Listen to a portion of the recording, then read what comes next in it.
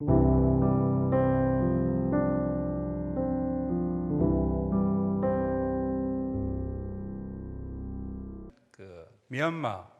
현지인 사역을 해왔습니다. 그래서 국내에 미얀마 분들이 약 한 3만 명 정도 들어와 있습니다. 그 중에서 약 한 1,000명 정도, 10%도 안 되죠.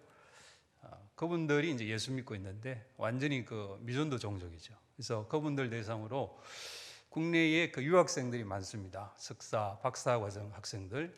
그래서 그분들이 한국에서 공부를 마치고 본국으로 돌아가면 선교적인 마인드를 가지고 사역할 수 있도록 사역을 하면서 약 한 20여 명 정도 지금 미얀마에 나가서 열심히 사역을 잘 하고 있습니다. 이제 2기로 지금 사역은 국내에 있는 미얀마 근로자분들 대상으로 해서 우리 이제 미얀마 분 집사님 한 분하고 시작을 이제 했습니다. 했는데 감사하게 열심히 다들 사역을 하셔서 지금 결혼도 하고 또 이제 2세도 있고, 그래서 참 감사하게 사역이 진행되는데, 특별히 감사를 드리고 싶은 것은 우리 미얀마의 학생들, 예를 들면 고등학생, 또 이번에 이제 대학생도 있습니다. 그래서 이 아이들이 너무 열악하니까 우리 이제 충신교회 우리 또 장로님들께서 이 아이들 또 이제 컴퓨터 작은 거, 태블릿 같은 거, 그것도 이제 지원도 해주시고, 또 장학금도 지원해 주셔가지고 제가 너무 이 자리를 빌어서 감사하다 이렇게 말씀드리고요. 국내에 우리가 한국인 선교사를 미얀마로 파송하려고 하면은 상당한 재정적 지원이 필요합니다. 그래서 국내에서 선교 훈련을 받는 과정, 또 파송되었을 때의 파송지에서 선교 활동비, 또 프로젝트가 있으면 또 프로젝트에 관련되어진 비용이라든지 상당한 비용이 들어갑니다. 물론 그것도 해야 됩니다. 근데 이제 제가 지금 현재 같이 사역하고 있는 미얀마 분들은 한국어도 잘하고 미얀마 말도 잘해가지고 이중국어를 하고 있죠. 지금은 이제 미얀마가 군부 쿠데타 독재로 인해 가지고 상당히 어려움을 당하고 있습니다만은, 마치도 우리 과거 일본의 압제하에 있을 때 우리 한국의 젊은이들이 일본이라든지 외국으로 유학을 가가지고 많은 학문을 자기 전문 분야에서 습득을 했습니다. 그래서 한국에 돌아왔을 때는 그들이 자기의 분야에서 열심히 일을 해서 오늘의 대한민국을 이루는데 큰 주축들이 됐습니다. 마찬가지로 이 미얀마에 있는 이 지금의 열악한 상황이지만 한국에 들어와 있는 많은 젊은이들, 이번에도 젊은이들이 상당히 많이 들어왔습니다. 그래서 약 한 3만 명 가까이가 지금 대부분이 젊은 층이에요. 그래서 이네들은 이 건물에 들어와 있는 물고기라고 이렇게 생각하면 되는 거예요. 그래서 이분들은 미얀마 같은 경우에 교사 월급이 한 달에 한 10만 원 정도밖에 안 돼요. 그러니까 너무 좋죠. 그래서 지금 이 학생들, 미얀마 또 청년들을 잘 키워놓으면 앞으로 미얀마의 민주 자유화의 분위기가 무르익을 때는 미얀마에 들어가서 자기 전문 분야에서 최고의 자리를 점해서 역할을 감당할 수 있는 정말 훌륭한 분들입니다. 그래서 이 사역에 우리 또 충신교회 우리 장로님들과 성도 교우 여러분들, 또 우리 담임 목사님께서 함께 해주셔서 이 자리를 빌어서 진심으로 감사를 드립니다. 이 사역은 정말 참 좋고 복되고 열매 맺는 사역이다, 이렇게 생각을 하고 있습니다. 두 번째, 제가 십수년 동안에 계속하고 있는 사역은 국내에 있는 반기독교적인 세력들을 대응하는 사역을 해왔습니다. 예를 들면 이슬람, 혹은 다문화, 혹은 동성애, 혹은 악법, 교회를 해야 하는 어떤 세력은 다 반기독교적 세력에 들어가니까, 그래서 그 세력들을 대응하는 데 있어서 우리 예장총회 합동에 이제 전문위원으로 오랫동안 이제 사역을 하면서 이 국내에 일어나고 있는 이슬람 관련해서는 제일 먼저 대응한다, 이렇게 생각하면 돼요. 교제도 그렇고 국내에서 일어나고 있는 이슬람과 관련되어진 다문화에 관련되어진 이 모든 사역은 제가 하고 있는 이 팀에서 모든 대응을 다 하고 있다, 이렇게 생각하시면 됩니다. 근데 그런 가운데서도 하나님 은혜 속에서 감사하게 오늘까지 이렇게 하나님께서 인도해 주셨습니다. 여러분들의 기도가 있었고, 또 하나님의 특별한 그 은혜가 있었다 이렇게 생각을 해서 진심으로 이 자를 빌어서 감사를 드립니다. 그렇다고 해서 앞으로는 기도하지 마시라 이게 아니라 지금까지 해오셨으니까 앞으로도 더 열심히 기도해 주시면은 대단히 감사하겠습니다. 오늘은 권사님 우리 헌신 예배로 제가 여러 가지 생각을 하면서 이 좋은 기회에 이 반기독교적인 세력에 대해서 좀 말씀을 나눠야 되겠다 싶었는데도 그래도 또 권사님 헌신 예배니까 그래서 이제 오늘 본문의 말씀을 잠언 말씀을 정했습니다. 권사님은 가정에서는 기도의 부모님이고 교회에서도 기도의 부모님입니다. 그래서 이왕이면 우리가 주의 일을 할 때 즐거움과 기쁨이 있어야 됩니다. 예수 믿는 사람 얼굴에 기쁨이 없고 말이죠. 예수 믿는 사람 얼굴에 늘 우중충하게 그림자가 끼어 있으면요, 그게 은혜가 안 되고 덕이 안 돼요. 우리 아까 장로님 한 분을 제가 뵀는데, 제가 과거에 이제 섬겼을 때 우리 장로님이 맛있는 떡집을 방앗간을 했단 말이에요. 그래서 늘 저도 이제 운행도 하고 장로님도 운행을 했어요. 근데 그때는요 얼굴이 시커맸어요. 얼굴이 깜짝잡해가지고 굉장히 힘드시구나 했는데 오늘 보니까 얼굴이 화색이 도는 것이 너무 좋은 거예요. 우리 한국에 온 우리 미얀마 분들 있잖아요. 처음에 왔을 때는 다들 깜짝잡했어요. 왜? 태양 속에서 살아야 되니까 너무 힘들잖아요. 근데 한국에 와가지고 좋은 물 먹고 좋은 밥 먹고 생활하니까 화색이 색깔이 바뀌더라고요. 얼굴 색깔이. 그래서 장로님한테 물었어요. 아유, 장로님 그때는 얼굴색이 너무 힘든 것 같은데, 그러니까 그때는 너무 힘들었대요. 지금은요 그러니까 좋대요. 그래서 얼굴이 화색이 도는 것이, 예수 믿는 사람은요 누가 봐도 딱 얼굴에서 뭔가 모르게 이 즐거움과 기쁨이 넘쳐나야 돼요. 교회 나오는데 저 사람이 예수 믿는 사람인지 안 믿는 사람인지 구분이 안 되면 그 예수 믿을 필요가 뭐가 있겠어요? 우리가 가정의 기도의 부모님으로, 교회에서 기도의 부모님으로, 사실은 예수 믿고 교회 다닌다 그러지만 사람을 통해 교회를 다니거든요. 내가 전도한 혹은 나의 전도를 받은 그 사람은요, 나에게 전도한 그 사람 얼굴을 보고 그 사람의 환경과 그 사람의 움직임을 본다니까요. 그 사람이 예수 믿고 신앙생활을 잘하고 기쁘게 즐겁게 살면요, 전도받은 사람도 즐겁고 기쁘게 살아요. 그래서 부모의 기쁨이 뭘까? 부모의 기쁨은 이건 뭐 돈으로 살 수가 없습니다. 그래서 오늘 이 자리에 권사님뿐 아니라 우리 예수 믿는 부모님이라면 모두가 다 정말 진심으로 정말 기쁨이 넘쳐나면서 신앙생활을 하시기를 주님의 이름으로 축원합니다. 그런데 성경에서 부모가 언제 기쁨을 누리느냐? 자식이 돈 잘 벌고 호의호식하고 구중궁궐에 살고 물론 기쁘죠. 좋죠. 그러면 성경에서는 언제 부모가 기쁨을 느낄까 하는 겁니다. 우리 잠언 10장 1절 말씀 같이 한번 읽어보겠습니다. 시작.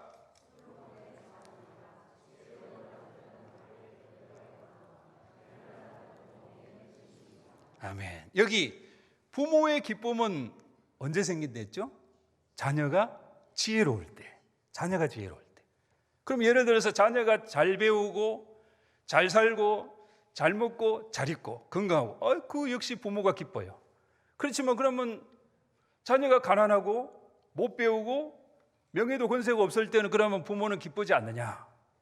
그 말은 부모의 기쁨은 어떤 외부적인 환경에 의해 가지고 움직이는 기쁨은 순간적이라는 거예요.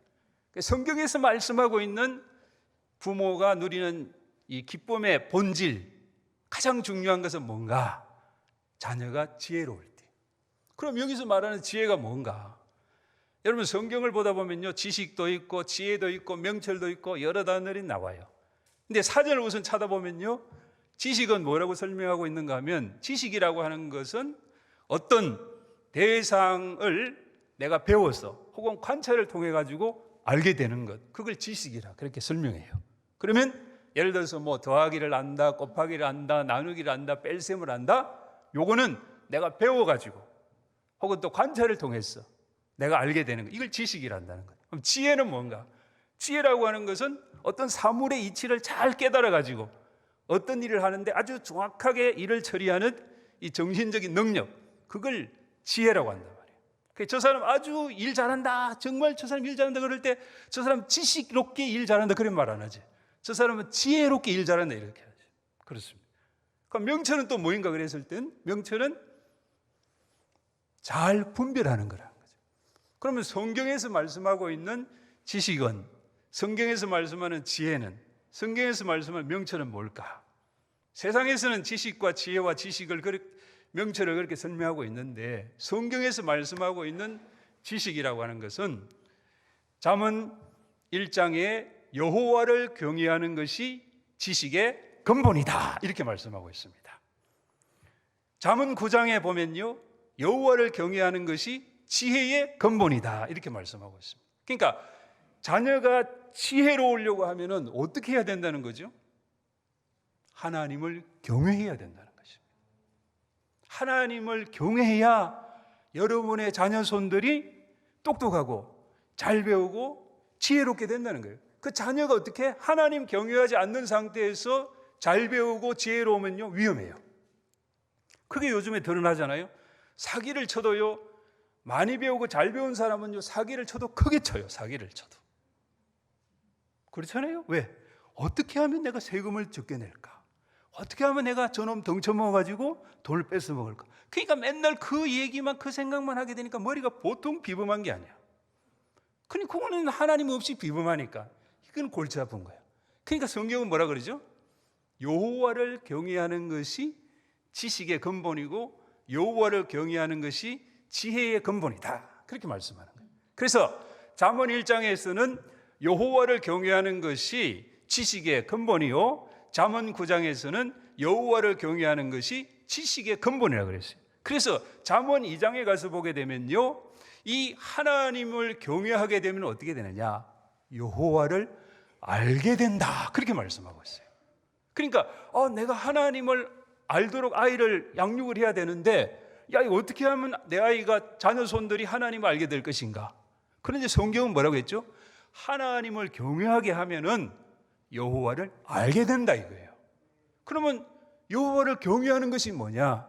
이 경외라고 하는 것은요, 하나님을 두려워하는 마음으로 섬긴다는 거죠. 하나님은 나를 사랑하는데 내가 잘못할 때는 매도 때린다는 거예요. 그게 경외예요. 그래서 하나님을 그렇게 섬길 줄 아는 사람은 하나님 알게 된다는 거예요. 그게 잠언 2장이에요. 잠언 3장에 가서 보게 되면요, 뭐라고 하는가 하면 여호와를 경외하게 되면은 하나님께서 5만 가지 축복을 내리 부어 주신다는 사실이에요. 여러분 자녀가 세상에 나와가지고 지식적으로 지혜로 혹은 세상의 학원에 자녀손을 10개, 20개 보내가지고 물론 필요하죠. 근데 그 모든 지식에 앞서서 부모가 자녀손에게 반드시 확인해야 될 것은 여러분의 자녀손이 여호와를 경외하느냐, 하나님을 아느냐, 이것을 가르치라는 거예요. 이걸 가르치지 못하면 모든 지식은 다 사상누각이 되어버려요. 1970년도에 여기 마포의 와우산 근처에 와우 아파트라는 게 있었죠. 여러분 아실 거예요. 그 와우 아파트 한 동이 다 무너져 버렸어요. 왜 무너졌냐? 조사를 해보니까 이유가 청량도 제대로 안 하고 골조 공사도 제대로 안 하고 철근도 제대로 안 넣고 모든 게 다 그냥 엉망진창이에요. 그러니 거기다가 아파트를 세웠으니 그것이 아파트겠어요? 그래서 어느 날 와우 아파트 한 동이 다 무너져 내버렸어요. 여러분들, 비록 여러분의 자녀가 잘 배우지 못하고 힘들고 어렵고 가난해도 여러분의 부모가 하나님을 섬길 수 있도록 자녀를 교육시킬 수 있다면은 그 자녀는 반드시 하나님 앞에 영광을 돌릴 수가 있다는 것이에요. 그런데 이것이 순서가 거꾸로 되어버리면은 교회도 없고 주일도 없고 아무것도 없어요. 왜?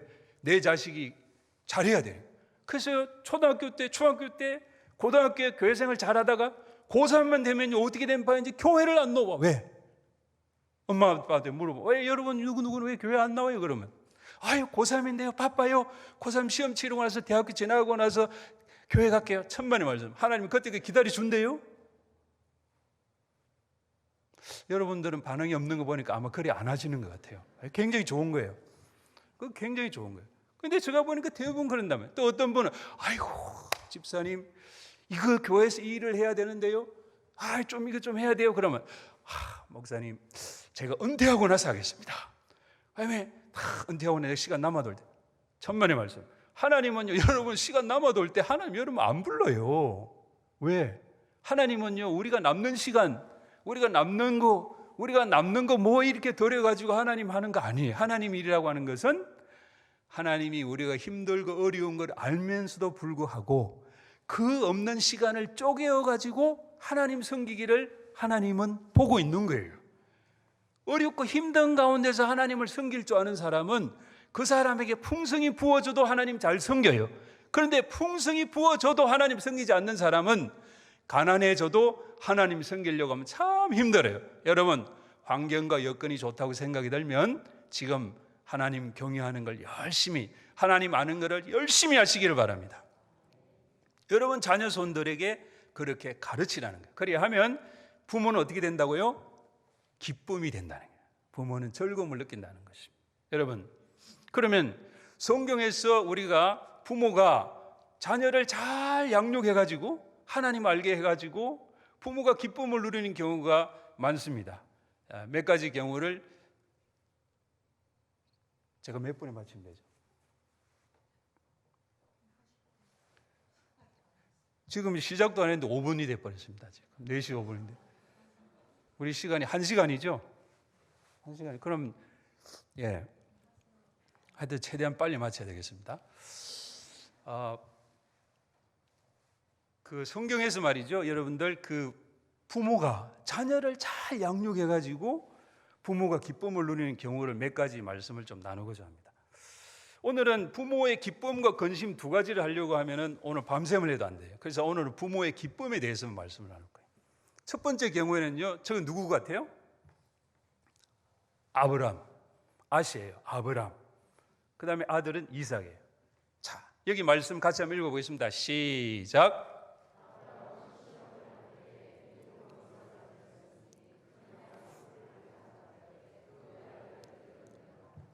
아멘. 여기 보면요, 세 가지 중요한 단어가 나옵니다. 첫째, 나이 100세 되어서 아들 이삭을 얻었던 아브라함에게 아들을 바치라고 했으니 시험거리가 생긴 거예요. 두 번째, 그 아들을 바치라고 하는 시험 속에서도 어떻게? 믿음으로 드렸다는 거예요. 세 번째, 요 세 번째가 중요한 거예요. 믿음으로 시험 속에서도 아들을 드렸는데 거기에 뭐가 있죠? 하나님께서 나에게 뭘 해줬다는 거죠? 약속을 해줬다는 거예요. 여러분, 이것은 여러분 그냥 쉽게 그냥 넘어가는 경우가 많습니다. 아브라함이 믿음으로 시험 속에서도 이삭을 드렸다, 믿음으로, 거기까지는 나가는데 그 다음에 아브라함이 믿음으로 시험 속에서 자녀들을 드리게 된 그 배경에는 하나님께서 아브라함에게 해주신 약속이 있었다는 사실입니다. 약속. 그 약속이 뭔가 하면은 창세기 15장에 어느 날 하나님께서 환상 중에 아브라함에게 말씀으로 나타났어요. 그랬더니 아브라함이 하나님께, 하나님, 저에게 뭘 주시려고 합니까? 저에게는 다메섹 출신의 이 엘리에셀, 이 아이가 나의 상속자입니다. 그러니까 하나님께서 아니야, 너에게 상속자가 있을 거야. 그러면서 그때 그 나이 아브라함이 나이가 지금 99이 다 돼가는데 말이지, 어떻게 아들이 있겠다는 거예요? 그래서 하나님께서는 아브라함이 혹시라도 불신할까 싶어서 밖으로 데리고 나와가지고, 야 아브라함아, 여자 하늘을 봐봐. 하늘을 봐. 하늘을 보면 저 하늘의 별과 같이, 바다의 모래와 같이 너 몸에서 나는 그 자녀를 통해서 너 후손을 번성케 해주겠다. 하나님은 아브라함에게 약속을 해주신 거예요. 그런데 아브라함이 생각을 해볼 때 나이 99세인데 어찌 나에게 내 몸에서 날 아이를 통해서 자손 만대가 이렇게 하늘의 별과 같이 바다의 모래와 같이 많게 해주시겠냐? 하지만 아브라함은 하나님의 그 약속의 말씀을 믿었던 거예요. 그랬더니 하나님께서 아브라함의 그 믿음을 보시고 뭐라고 했죠? 의로 여기셨더라. 이게 굉장히 중요한 거예요. 의로 여기셨더라. 여러분, 이 세상에서 의로운 사람은 한 사람도 없어요. 왜? 다 죄인이기 때문에. 율법으로 말미암아서 의로울 사람은 아무도 없다. 모두 다 죄인이에요. 그런데 오직 유일하게 의로울 수 있는 길은 예수 그리스도가 내 죄 때문에 십자가에 못 박혀 죽으시고 그 예수를 믿는 사람은 죽어도 살고 그 주님과 함께 영원토록 천국에서 왕노릇하게 되는, 하나님의 후사가 되는, 자녀가 되는 이 사실을 믿는 사람은 의로운 사람이 되는 거예요. 구원받게 되는 거예요. 아브라함은 그때 이미 하나님을 믿는 믿음의 사람이었어요. 의롭게 된 거예요. 그래서 구약 성경도 믿음으로 의롭게 되어지고 신약 성경도 하나님을 믿음으로 의롭게 되어지는 거예요. 똑같아요. 신구약 성경이 똑같아요. 그래서 하나님께서 아브라함을 의로 여기시고 하나님께서 아브라함에게 약속을 주셨던 그 약속을 아브라함이 알았죠. 그래서 100세 되어서 얻었던 아들 이삭을 하나님께서 바치라 그러는 거예요. 이제 아이 나이가, 이삭이 커가지고 중학교 고등학교 나이가 됐는데 얼마든지 반항할 수도 있지만 아브라함은 약속을 믿었던 거예요. 하나님께 주신 약속을 믿었던 거예요. 그래서 그 아이를 하나님 앞에 드려서, 왜? 약속해 주셨으니까. 이 아이를 드리지만 하나님의 약속에 의해서 분명 하늘의 별과 같이 바다의 모래같이 많게 해준다고 했으니까 그 약속을 믿고 믿음으로 이삭을 하나님 앞에 드렸던 거예요. 그랬더니 어떻게 해요? 하나님은 여호와 이레로 이미 다른 제물을 준비하고 있었죠. 여기서 우리가 알 수 있는 것은 뭐죠? 하나님께서 100세 되어서 아들을 주셨으니 이제 이삭아 나하고 잘 먹고 잘 살자, 이 땅에서. 그게 아니었어요. 하나님께서 은혜 가운데서, 기적 가운데서 자식을 100세 되어 주셨으니 이제 이 자식은 하나님의 영광을 위해서 살아야 되는 거예요. 그게 아브라함의 마음이고 그게 아브라함의 믿음이었어요. 그게 단순히 목사가 되라 이런 뜻이 아니라니까요. 누구든지 하나님의 은혜를 받았으면 그 은혜를 가지고 하나님의 영광을 드러내라는 거예요. 그래서 이삭은 하나님께서 아브라함 아버지에게 주셨던 약속을 아들 이삭이 받았고, 그 이삭이 받은 약속을 야곱에게, 야곱이 받은 약속을 요셉에게, 그 요셉이 받았던 약속을 모세에게, 그 모세에게 받던 약속이 나중에 다 가서 예수님을 통해서 이제는 영원히 살 수 있는, 성령을 통해서 영원히 살 수 있는 저 천국의 세계에 하나님을 믿음으로 말미암아 많은 자손이 생긴다고 하는 영적 자손에 대해서 아브라함에게 주신 약속이 성취되었다는 것을 우리는 성경을 통해 알게 되는 거예요. 그래서 하나님을 잘 섬기는 이삭은 어떻게 해요? 아브라함에게 기쁨이 되었던 것입니다. 우리 두 번째 사람 한번 보죠. 저 누구 같습니까? 모세. 우리는 성경을 보면요, 대부분이 모세는 위대한 사람이다, 위대한 지도자다 그래요. 근데 모세 부모에 대해서 한번 생각을 해봤습니까? 모세 엄마, 아빠 요게벳, 여러분 어떻습니까? 둘 다가 누군가 하면요, 레위 지파예요. 레위 지파는 이스라엘 12지파 가운데 하나님만을 섬기는, 제사 드리는 그런 일만 하는 사람이에요. 그러니까 어떻게 하면 하나님의 영광을 드러낼까? 어떻게 하면 하나님을 기쁘시게 할까? 어떻게 하면 하나님 좋아하는 일을 할까? 여기만 골똘히 생각하는 사람이 레위 지파란 말이에요. 근데 그 레위 지파 부부가 결혼을 한 거예요. 둘이가 결혼해가지고 자녀를 낳았는데 모세를 낳았단 말이에요. 근데 모세를 낳았는데 뭐라 그랬습니까? 히브리 11장 21 같이 읽어보죠. 시작.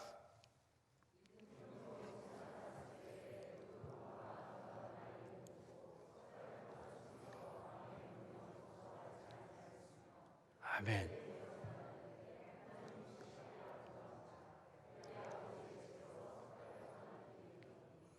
모세를 보면요, 다들 모세에 집중을 합니다. 그러나 그 모세의 부모를 볼 때 모세의 부모는 어떻게 해요? 생명을 무릅쓰고 모세를 출산하게 된 거예요. 출애굽기 1장에 보게 되면요, 이스라엘 백성들이 워낙 번성하게 되니까 바로 왕이 이스라엘 산파를 불러다가 너네들 너무 많이 자녀들이 나오니까 남자이면 다 죽여라 그래요. 근데 히브리 산파들이 전부가 다 하나님을 두려워하는 사람이니까 그냥 이스라엘 백성들이 출산한 그냥 대부분 다 내버려 두는 거예요. 그러니까 바로 왕이 불러요. 너네들 왜 자녀들을 이렇게 자꾸 출산하게 만드냐? 그러니까 히브리 여인이 히브리 산파가 뭐라고 했는가 하면요, 히브리 여인들은요 애굽 여인들보다 너무 건강해가지고요 우리가 도착하면 벌써 애를 낳아버려요. 마치도 뭐 옛날에 우리나라 보게 되면 얼마나 그 가족들이 많았습니까? 발만 닿으면은 애를 낳는 건지 모르겠지만, 무슨 말인지 모르시는 분 나중에 집에 가면서 옆에 짝지한테 물어보세요. 저희 집이 8남매였거든. 8남매. 그때는 도대체 뭘 생각해가지고 부모님이 8남매 낳았는지 이해를 못하지만, 지금 사람은 그럴게요. 그렇지만 그때는요, 그냥 하루하루 먹고 사는 게 감사한 거예요. 그렇게 해서 히브리인들이 얼마나 이쁨을 나눴는지. 그런데 모세가 그 어려움 속에서 부모들은 자기 생명 내걸고 모세를 출산하게 된 거예요. 그 모세를 출산을 했는데 보니까 모세가 아름다운 아이더라. 근데 이게 무슨 말인지 잘 모르겠어요. 단순히 모세가 잘생겼다? 그래서 이 아이를 3개월 동안 숨겨가지고 키웠다? 그런데 그 다음 절에 보게 되니까 뭐라 그랬죠? 하나님 보시기에 모세가 아름다웠더라 그랬습니다. 여러분, 성경에 보면요, 하나님 보시기에 좋았더라가 어디에 있죠? 창세기에 집중되어 있습니다. 하나님이 천하 만물을 만드시고 나서 보기에 좋았다라 그랬으니까 얼마나 좋은 세상이에요. 에덴 동산. 모세를 보니까 하나님 보시기에 너무 좋았어요. 그러니까 부모인 모세 부모가 보았을 때는 얼마나 좋았겠어요. 그러니 이 아이를 갖다가 생명 내놓고 지키고 생명 내놓고 아이를 무조건 출산하는 거예요. 그렇게 해서 모세의 부모가 아이를 생명으로 자녀를 양육했던 거예요. 생명을, 자녀를. 그렇게 해서 모세는 하나님의 영광을 드러내는 위대한 사람이 되었고, 모세의 부모는 하나님께서 모세를 갖다가 이렇게 건져주셨으니 그래 너하고 나하고 이 세상에서 잘 먹고 잘 살자, 그게 아니었어요. 모세가 생명을 건졌으니 이제 너는 하나님의 영광을 위해 살아가야 된다는 거예요. 여러분, 혹시라도 기도 제목에 응답을 받은 게 있습니까? 잘 한번 생각해 보세요. 자, 그 다음에 저건 누군 것 같아요? 한나. 자식이 없었어요. 매년마다 성전에 올라갔어요. 그리고 나서 하나님 앞에 식음을 전폐하고 눈물로서 기도했어요.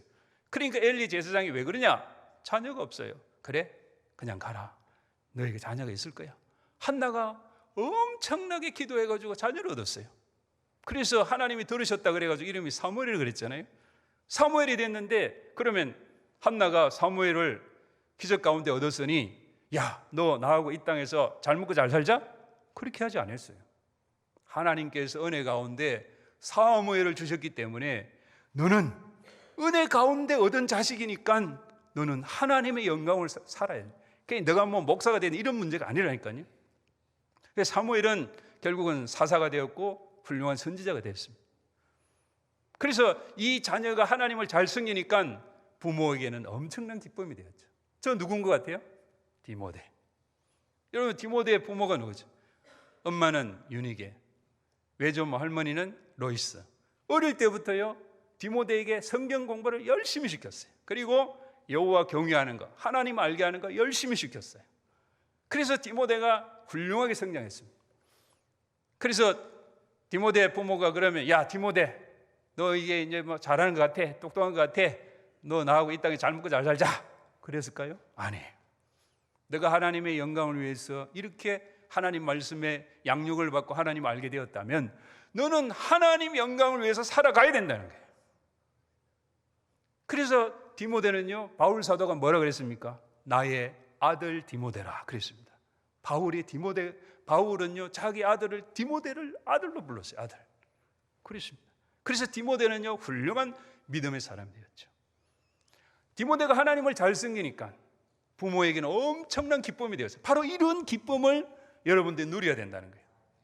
우리가 신앙생활하면서 교회에서 우리 권사님들 혹은 모든 직분자들 혹은 앞서 있는 분들은요, 가정에서도 영적인 부모지만 교회에서도 영적인 부모거든. 그런데 그 기쁨이라는 것이 어디서 오느냐? 가정에서 자녀를 생명을 놓고 기도하듯이 지키고 양육하듯이 교회에서도 내가 생명을 내놓고 하나님 주신 사명을 감당해야 된다는 거예요. 그것이 교회에서 영적 부모의 기쁨을 누리는 기본적인 자세라고 하는 거예요. 여러분, 혹시라도 교회 생활을 하면서 교회 문턱만 밟고 다니는 분은 여기는 아무도 안 계시겠지만, 그렇다면 우리 자신을 다시 한번 살펴봐야 됩니다. 하나님께서 우리를 부르시고 하나님께서 우리로 하여금 예수를 믿게 했을 때는 하나님의 큰 뜻이 있습니다. 오늘 밤에 하나님께서 우리를 부르셨다. 곰곰이 생각을 해보세요. 이제 몇 분 있으면 제가 마칠 거예요. 자, 그 다음 페이지. 자, 이제 저 방송실에서 돌리기 싫은가 봐요. 그래서 빨리 끝내라 이 소리거든. 알았어. 빨리 끝내드릴게. 자, 그래서 이제 그럼 결론. 왜냐하면 방송실에서 안 들어주니까 빨리 끝내라. 아니, 괜히 또 삐지지 마세요. 그런 뜻이 아니니까. 저 얼마나 힘들겠어요. 방송실에서도 맨날 목사님한테 구사리 먹고 마치고 나면.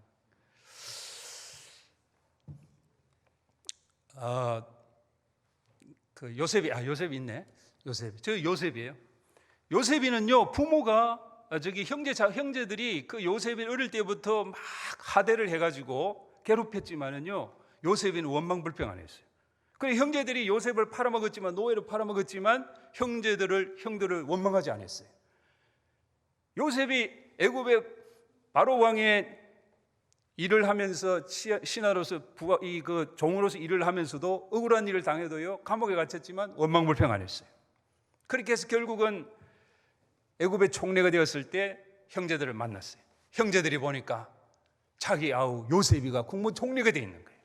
그러니까 죽을 지경인 게 그 형제들의 마음. 그런데 그때 요셉이가 뭐라고 얘기합니까? 당신들이 나를 이곳에 노예로 팔았지만 하나님은 생명을 구원하시기 위해서 나를 당신들보다 먼저 이곳에 보내었습니다. 그러니 자기가 총리가 됐다고 해서 근심하거나 한탄하지 말라는 거예요. 요셉은 그런 믿음의 사람이었고 하나님을 경외하는 사람이었어요. 요셉이 그렇게 하나님을 잘 경외하니 야곱이 얼마나 기뻤겠어요. 야곱이 그 요셉의 소식을 듣고 요셉이 살아있다고? 그래서 요셉의 손에 이끌려가지고 애굽 왕 바로 왕 앞에 딱 섰어요, 야곱이. 그래서 바로 왕이 묻습니다, 야곱한테. 그래, 그대 나이가 얼마나 되는가? 그러니까 야곱이가 하는 말이 내 나이가 130년이라. 그러니까 나그네 세월이 130년이라. 그러면서 험악한 세월을 보내었다. 그렇게 얘기합니다. 험악한 세월. 그런데 이 요셉을 만났을 때 뭐라고 얘기합니까? 자기는 이제 죽어도 족하다. 그랬어요. 이제 죽어도 족하다. 그게 부모의 마음인 거예요. 그게 영적인 부모의 마음이 돼야 되고 우리의 마음이 돼야 돼요. 우리가 교회를 섬길 때에 대충 그 사람 대충 여깁니다. 그러나 하나님의 영광을 위해서 살려고 몸부림치는 사람은 반드시 하나님께서 책임을 져줍니다. 이제 진짜 결론입니다. 여러분 잘 아시는 어거스틴이 있을 거예요. 어거스틴은요 30년 동안에 이 세상에서 허랑방탕한 삶을 살았습니다. 그리고 마니교라고 하는 이교 종교의 철학에 빠져가지고, 그런데 그 30년의 세월 동안에 어머니 모니카는요 얼마나 속이 상했겠어요. 속이 보통 속이 곪은 게 아니에요. 그런데 이 어머니 모니카가 얼마나 답답한지 그 당시 밀라노의 대주교였던 암브로시우스를 찾아갑니다. 그리고 그에게 부탁을 합니다. 주교님, 내 아들이 지금 현재 이 세상에서 빠져나오지를 못합니다. 허랑방탕하게 이렇게 살고 있으니 제발 좀 좋은 권면을 내서 하나님 앞에 돌아오게 하면 좋겠습니다. 몇 번을 간청을 해도 암브로시우스는 뭐라고 얘기했냐? 그냥 내버려두라고. 그 아이는 책을 많이 읽었기 때문에 눈물의 자식은 하나님께서 망하도록 내버려 두는 법이 없다고. 왜? 어머니 모니카가 얼마나 눈물 뿌려 기도하는지 알기 때문에 그래요. 그렇게 해서 이 모니카가 다 한 세월 지나갔을 때 결국 어거스틴이 30년이 세월이 가까이 된 그 순간에 회개하게 되는 거예요. 하나님 앞에 돌아오게 되는 거예요. 그때에 어머니 모니카가 얼마나 기쁘겠어요. 그래서 어머니는 어거스틴의 손을 잡고 아들의 손을 잡고 고향으로 돌아오는 가운데 비록 소천하게 되었지만 그 아들 어거스틴이 그가 남은 이 생애의 책 고백록이라고 하는 이 책, 그 책에 자기 어머니를 어떻게 설명하고 있는가 하면은 자기 어머니는 눈물로 기다리는 분이다. 그렇게 글을 쓰고 있어요. 그렇습니다. 그러니까 여러분들이 우리가 하나님 앞에 기도해가지고 열심히 기도하는 거예요. 하나님 이거 주세요, 저거 주세요. 사업이 안 돼요, 막 직장이 안 돼요, 자식이 안 돼요, 건강이 안 돼요. 다 기도해요. 그래? 그러면 이거 줄게, 저거 줄게. 그럼 너 뭐 할래? 이거 가지고 뭐 할래? 거기에 대한 여러분 대답은 뭐냐 이거죠. 우리가 하나님 앞에 기도해서 응답은 받았어요. 하나님 감사합니다.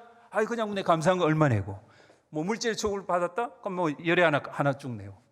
여러분, 하나님께서 우리에게 은혜를 베풀어 주실 때는 그 은혜를 가지고 하나님 영광 위해서 쓰라고 하는 거예요. 건강을 주셨으면 건강을 가지고 하나님의 영광을 위해서 평생 쓰라는 거예요.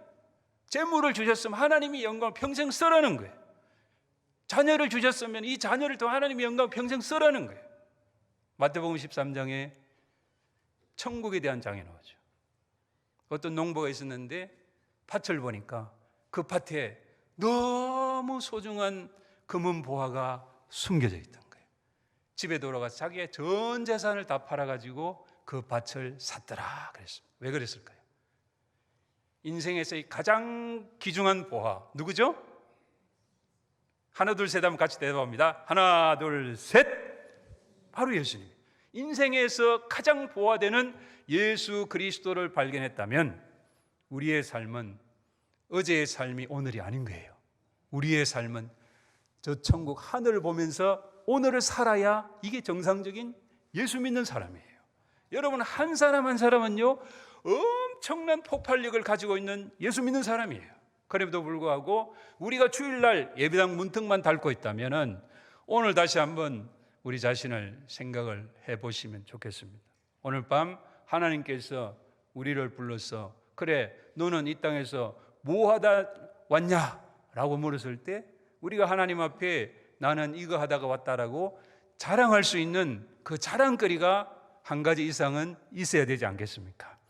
오늘 여러분 앉아있는 이 자리가 여러분의 그 자녀 손에 하나님 경외하고 하나님 만나게 하는 그 과정을 통해서 주님 오실 때까지 자손만대가 여러분의 자리를 채워서 이어나갈 수 있는 그런 축복에, 그래서 부모가 정말 기쁨을 누릴 수 있는, 우리가 그냥 단순히 예배당 와서 바람만 일으키고 먼지만 일으키고 하는 그러한 예수 믿는 사람이 아니라 한번 예수 믿고 주님 나에게 영원한 생명을 주셨는데 가장 세상에서 소중한 보화를 내가 찾고 예수를 발견했는데 내가 이 세상에서 아직도 무언가를 지고 있다라고 생각하면 여전히 그 사람은 하나님을 모르는 사람이에요.